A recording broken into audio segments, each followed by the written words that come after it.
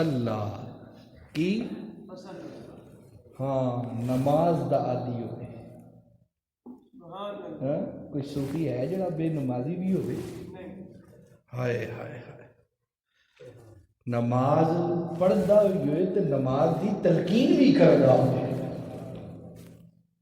بلکہ صوفیاء کرام نے یہ تے عبادت ہے نہ فرض نمازاں نے نہ پانچ جڑیاں ساڈے واسطے بڑیاں بھاریاں نے. تانوں ایمان نال دساں صوفیاء نے نفل بھی کدی نہیں چھڈے. بلکہ تصوف چ کیا جاندہ ہے وہ ولی بن ہی نہیں سکتا جنی دیر تک رات دے نوافل دا عادی نہ ہوئے تو صبح دی تہجد دا عادی نہ ہوئے. لا متناہی ذات نو ملن آستے لا متناہی عبادت ضروری ہے.